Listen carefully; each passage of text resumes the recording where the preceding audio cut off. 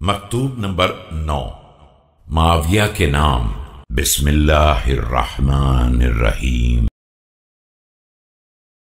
فأراد قومنا قتل نبينا واجتياح أصلنا وهموا بنا الهموم وفعلوا بنا الأفاعيل ومنعونا العذب وأحلسونا الخوف واضطرونا إلى جبل وعر وأوقدوا لنا نار الحرب۔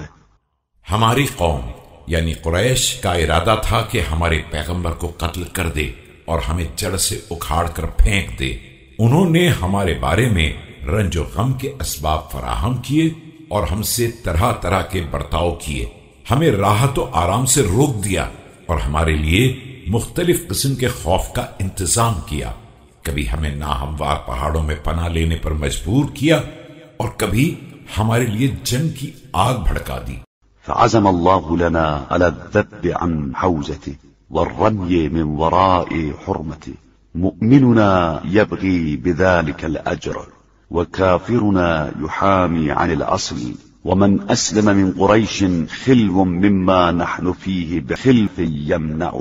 لیکن پروردگار نے ہمیں طاقت دی کہ ہم ان کے دین کی حفاظت کریں اور ان کی حرمت کا ہر طرح سے دفاع کریں۔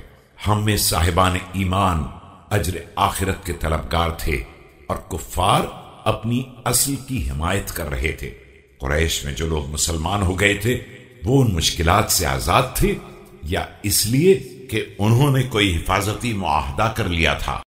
أو عشيرة تقوم دونه فهو من القتل بمكان أمن، وكان رسول الله صلى الله عليه وآله إذا احمر البأس وأحجم الناس قدم أهل بيته فوقى بهم أصحابه حر السيوف والأسنة۔ یا ان کے پاس قبیلہ تھا جو ان کے سامنے کھڑا ہو جاتا تھا اور وہ قتل سے محفوظ رہتے تھے، اور رسول اکرم کا یہ عالم تھا کہ جب جنگ کے شعلے بھڑک اٹھتے تھے اور لوگ پیچھے ہٹنے لگتے تھے تو آپ صلی اللہ علیہ وآلہ وسلم اپنے اہل بیت کو آگے بڑھا دیتے تھے اور وہ اپنے کو سپر بنا کر اصحاب کو تلوار اور نیزوں کی گرمی سے محفوظ رکھتے تھے۔